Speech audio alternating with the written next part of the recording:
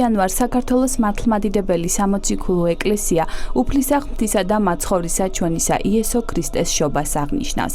დღესასწაულთან დაკავშირებით უწმინდესმა და უნეტარესმა სრულიად საქართველოს კათოლიკოს პატრიარქმა, მცხეთა თბილისის მთავარ ეპისკოპოსმა და ბიჭვინთისა და ცხუმაფხაზეთის მიტროპოლიტმა ილია მეორემ ყოვლადწმინდა სამების სახელობის საპატრიარქო ტაძარში სადღესასწაულო ლიტურგია აღავლინა.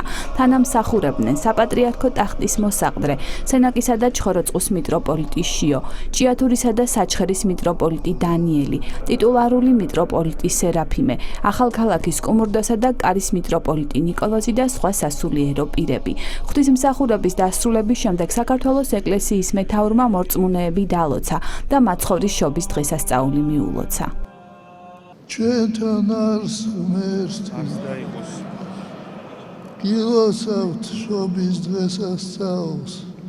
ღმერთმა დიდი მადლი გაგატანოთ ამ ტაძრიდან. დალოცვილი და გახარებული გამყოფოთ მამაზეციერმა, თქვენ და საქართველო და მთელი მსოფლიო. წირვის დასრულების შემდეგ მრევლს ქადაგებით მიმართა საპატრიარქო ტახტის მოსაყდრემ სენაკისა და ჩხოროწყუს მიტროპოლიტმა შიო. ჩვენთან არს ღმერთი. ძვირფასო ძმებო და დებო, გილოცავ დღევანდელ დღეს. დღეს არის შობა უფლისა ჩვენისა იესო ქრისტესი. დღე, როდესაც ცოცხალი ღმერთი მოევლინა ამ სამყაროს, თითქოს გარეგნულად ძალიან უმწეოდ ბაგაში იშვა, მაგრამ ეს იყო თავად სიყვარული. და არის თავად სიყვარული. და სიყვარული არა მხოლოდ როგორც კეთილი დამოკიდებულება ან როგორც გრძნობა, არამედ თვითონ ღმერთი როგორც სიყვარული მოევლინა აი ამ წუთისოფელს იმისთვის რომ გადაგვარჩინოს ჩვენ და გვაცხოვნოს ცოდვისგან, სიკვდილისგან და მოგცეს მარადიული სიხარული. და დღევანდელი დღე არის მოწოდება ასევე ჩვენთვისაც. აი გავიხსენოთ მოგვები, რომლებიც მიდიან ახალშობილ მაცხოვართან, მიდიან ისინი იმ ქვეყნიდან, შორეული ქვეყნიდან და ჩვენ ფიქრობ დღეს რითი უპასუხოთ ამ სიყვარულს, რომელიც ბოლომდე დამდაბლდა ჩვენთვის და დაამარცხა წუთისოფელი და ცოდვა. რითი ვპასუხობ ჩვენ დღეს? რა მივართვათ ჩვენ დღეს მის შობა დღეს? მოგვები მოდიან შორეული ქვეყნიდან, სადაც არ იყო ღმერთი, არ იყო ქრისტე. და ჩვენც შეიძლება მივიდეთ უფალთან ამ ჩვენი შორეთიდან, თუ შეიძლება ითქვას. რა არის ეს ჩვენი შორეული ადგილი? ეს არის ჩვენი სული, რომელიც არის დაბნელებული ცოდვით, სიმძიმით, განსაცდელებით. და აი ამ სიღრმიდან, როგორც ამბობს წმინდა დავით წინასწარმეტყველი, ღრმით ამო ღაღატყავ შენ და მიუფალო, მივმართოთ უფალს და მივიდეთ მასთან და მივართვათ ძღვენი, როგორც მოგვებმა მიართვეს, როგორც გახსოვთ ოქრო, გუნდრუკი და მური. ოქრო რა არის? ოქრო ხომ მიწის წიაღში მოიპოვება, ეს საოცარი ბრწყინვალე ლითონი ამ შავ მიწის წიაღში. ეს შეიძლება შევადაროთ ჩვენ სულს.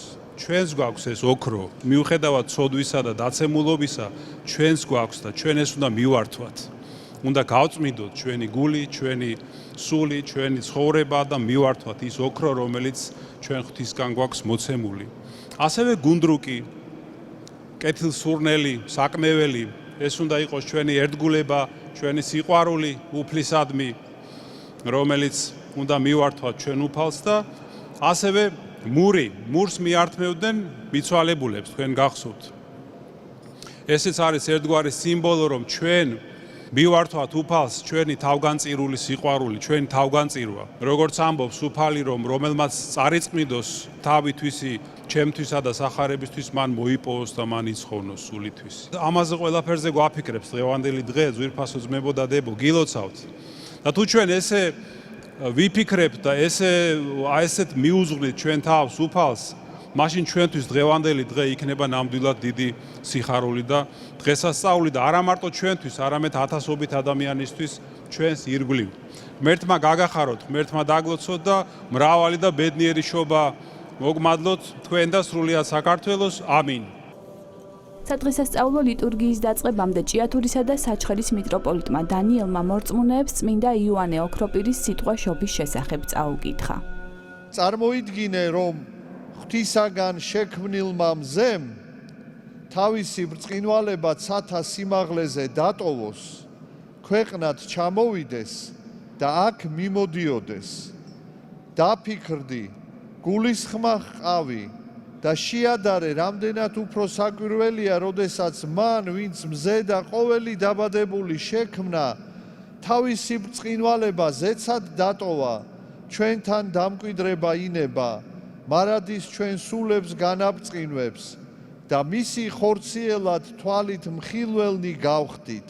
მეც დიდი ხანია მინდა იმ დღის ხილვა, რისთვისაც მცირე გულის თქმით კი არა, დიდი წადიერებითა და გადამეტებული სურვილით ვლოცულობ. როდესაც ქრისტიანთა ერთობა სარწმუნოებით განმტკიცდება და ეკლესია მართლმადიდებლობით აღივსება, რაც უკვე მოგვემადლა და მას სავსეს ვხედავთ. დღევანდელი დღის შესახებ ცოდნა ჩვენზე უპირატესებისაგან მოგვეცა, რომლებიც თვალით მხილველნი გახდნენ მაცხოვრის შობისა და მათგან გვეუწყა, ახლა ამ წმინდა დღესასწაულს შეფერის ახალიც ვუწოდოთ და ძველიც. ახალი იმიტომ, რომ ჩვენ უკვე დამტკიცებული გადმოგვეცა, ძველი იმიტომ, რომ იგი ჩვენს წინაპრებს თვალით მხილველებისაგან ემცნოთ, მათ ჩვენ გვაუწყეს და კანონად დაგვიდეს.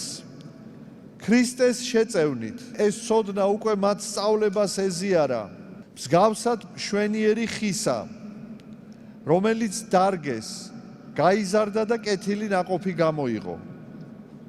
ყოველ კაცს მოესურვება მისი გემოს ხილვა და გაუჩნდება სურვილი ამ ნერგის ერთი ფესვი წაიღოს და თავის ბაღში, სამოთხეში დარგოს. როდესაც სიკეთითა და სურნელებით გაივსება ბაღი და ეს სურნელი ბაღის ზღუდეს გასცდება, გამვლელნი ინატრებენ და ისურვებენ ამ ხის ნაყოფს. ჩვენი სამოთხე ეკლესიაა სავსე მართლმორწმუნეებით, რომელთაც ყოველი სიკეთე მიეცემათ და ჩვენც ვიხაროთ და მეტად და მეტად ვმადლობდეთ მას. თქვენ, ძმანო, გულმოდგინებისა და მტკიცე სარწმუნოების გამო მოგცათ მადლი ქრისტემ, ღმერთმა ჩვენმა, რომელიც დღეს ხორციელად იშვა. ყოველი თქვენგანის სარწმუნოებითი სიყვარული დიდად სათნოა მისთვის და შეწირული. ახლა კი ღვთის შეწევნით კვლავაც ვიქადაგებთ თქვენს სასიკეთოდ, რომლის მოსმენაც ასე გსურთ.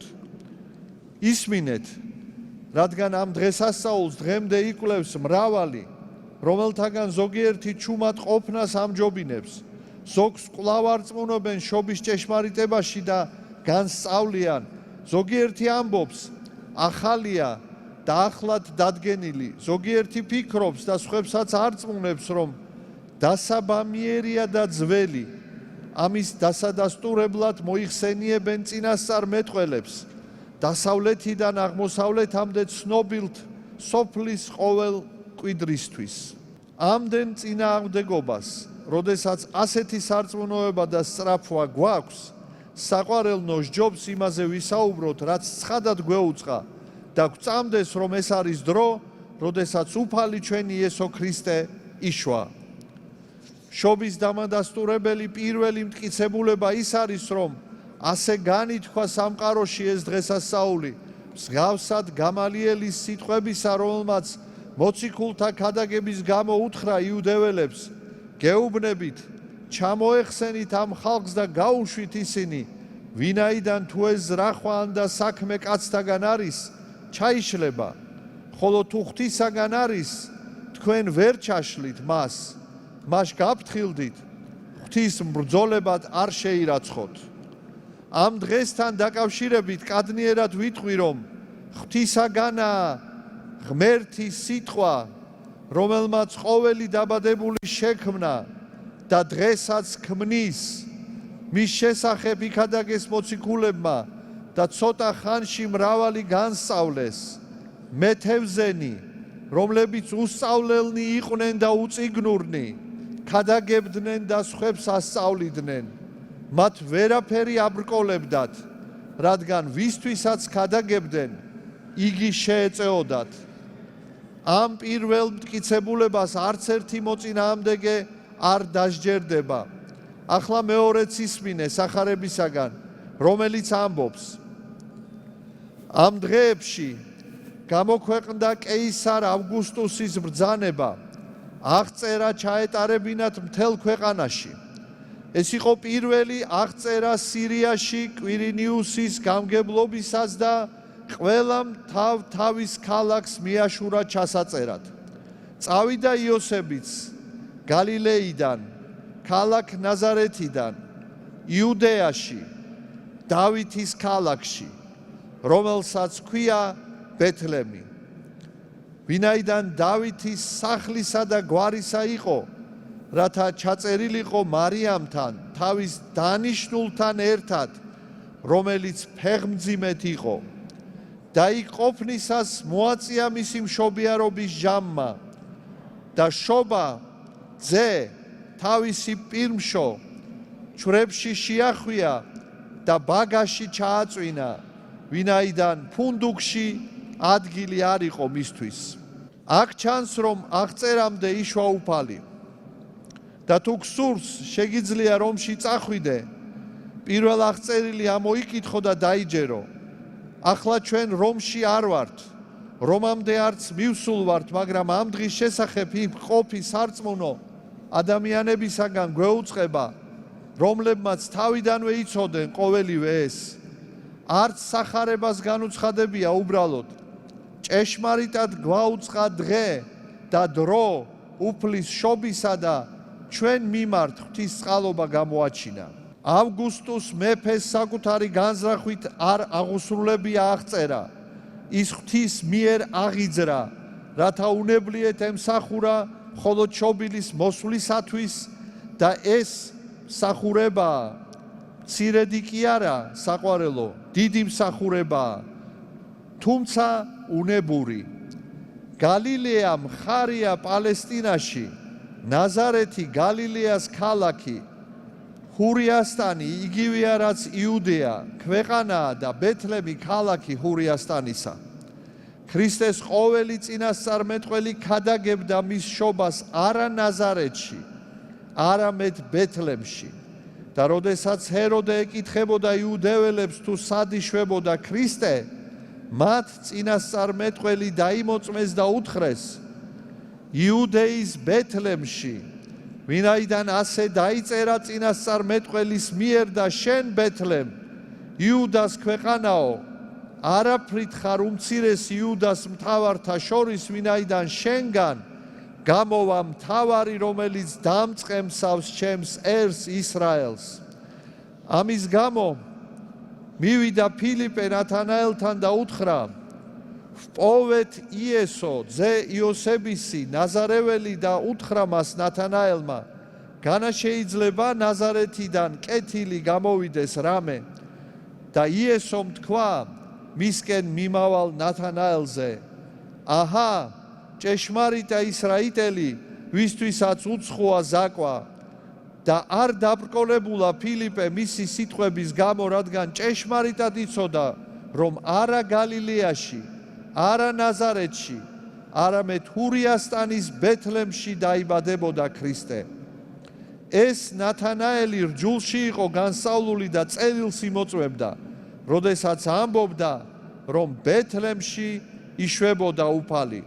მის შესახებ თქვა უფალმა: აჰა, ჭეშმარიტი ისრაიტელი, ვისთვისაც უცხოა ზაკვა. ამის გამო იუდეველნი ნიკოდიმოს ეუბნებოდნენ: გამოიკვლიე და ნახე, რომ გალილეიდან არასოდეს აღდგარა წინასწარმეტყველი.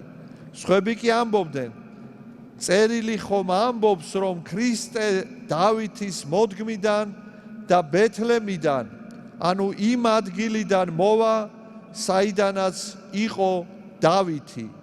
ყოველი მათგანი მართალი იყო და ერთნაირად ამოწმებდა, რადგან ბეთლემს იშვა უფალი და არა გალილეაში. იოსები და მარიამი ბეთლემელნი იყვნენ, შემდეგ ნაზარეთში წავიდნენ და იქ ცხოვრობდნენ, მსგავსად ადამიანისა, რომელიც რაღაც მიზეზით ტოვებს თავის სოფელს და სხვა მხარეში, უცხოობაში ცხოვრობს. რადგან შობა ბეთლემში უნდა მომხდარიყო, მეფის მიერ ამიტომ აღიწერებოდა ყოველი კაცი თავისი საცხოვრებლის მიხედვით. ამიტომ დაბრუნდნენ ყოვლადწმინდა მარიამი და მართალი იოსები თავთავიან წიაღში, ბეთლემში, სწორედ ეს გვაჩვენა მახარებელმა, როდესაც თქვა, წავიდა იოსებიც გალილეიდან, ქალაქ ნაზარეთიდან, იუდეაში, დავითის ქალაქში, რომელსაც ქვია ბეთლემი, ვინაიდან დავითის სახლისა და გვარისა იყო, რათა ჩაწერილიყო მარიამთან, თავის დანიშნულთან ერთად, რომელიც ფეხმძიმედ იყო და იქ ყოფნისას მოაწია მისი მშობიარობის ჟამმა და შობაძე თავისი პირმშო. ხედავ, როგორი სიბრძნით განაგო ყოველივე ღმერთმა მორწმუნეებისათვის მისი ძალი და დიდება რომ შეიცნონ, როგორც ვარსკვლავს მოჰყავდა მოგვები მზის აღმოსავალიდან, ასევე რჯული იწვევდა მარიამს თავის მამულში, რაც უკვე გაცხადებული იყო წინასწარ მეტყველთა მიერ. აქედან ცხადი ხდება, რომ მარიამი დავითის ნათესავი იყო. ეს მახარებელმა ამგვარად გამოაჩინა, იოსების ნათესავები ჩამოთვალა და მარიამისა არა, რათა არ შეეწინააღმდეგო და არ თქვა, როგორ გავიგო, რომ დავითის ნათესავია ის ქალწულიო. ამის გამო მახარებელმა გვითხრა, ხოლო მეექვსე თვეს მოვლინებულ იქნა გაბრიელ ანგელოზი ქალწულთან, რომელიც დანიშნული იყო კაცზე და სახელი მისი იოსები და ქალწულის შესახებ დაამატა, დავითის მოდგმისა, ქალაქ ბეთლემში გასრულდა დღეები მუცლად ყოფნისა და ქრისტე იშვა. მარიამისა და იოსებისათვის ბეთლემში არც ერთი სახლი არ აღმოჩნდა ღამის გასათევი ადგილი, ვინაიდან ყოველი კაცი იქ შეიკრიბა და დიდი სივიწროვე იყო. ისინი იმდენი იყვნენ, ველიც კი არ ყოფნიდა თავშესაფრად. მაშინ იოსებმა ერთი გამოქვაბული იპოვა და იქ გაჩერდა. როდესაც უფალი იშვა, მარიამმა ჩვილი სახვევებში შეახვია და ბაგაში ჩააწვინა ის, ვის წინაშეც ქერობინი ძრწიან. ახლა როცა უდიდესი ჭეშმარიტება გამოგიცხადეთ და თქვენს გულისხმარ ხავით, ისევ რჯულის წერილს მინდა დაუბრუნდე, რათა კიდევ მეტი გავიგო. ჩვენი გონებით კი არ ვთხსავთ ამას, არამედ პავლე მოციქულს მოვიხმობთ, ისმინე რას ამბობს იგი. ქრისტე ხელთქმნილ საწმინდარში, ანუ ჭეშმარიტების ხატებაში კი არ შევიდა, არამედ თვით ცაში. აქ ცა არის ჭეშმარიტი სიწმინდე, არა მიწიერი, არამედ ზეციური. და როგორც კრეცამმელი ყოფთა შუაზე ძველი აღთქმის კარავს, საწმინდარად და წმინდათა წმინდად, ასევეა ეს ცაც. ლოცვითა წმინდისა, მამისა ჩვენისა, იოანე ოქროპირისათა, უფალო იესო ქრისტე ღმერთო ჩვენო, შეგვიწყალენ ჩვენ. ტაძარში შეკრებილი საერო და სასულიერო პირები დღესასწაულის მნიშვნელობაზე საუბრობდნენ და სრულიად საქართველოს მაცხოვრის შობას ულოცავდნენ. დღეს მადლობის დღე არის, მადლიერების დღე არის დღეს. მადლობა უნდა უთხრათ უფალს ყველაფრისათვის, პირველ რიგში იმისათვის, რომ მოევლინა ამ ცოდვილ ქვეყანას და ცოდებისაგან დაიხსნა. ღმერთი განკაცდა, ღმერთი იშვა, დაიბადა. ხო და დაბადების დღის საჩუქარი, აი თითოეულ თქვენთაგანს მოგმართავთ მაგალითად, თელ საქართველოს, თელ სოფლიოს.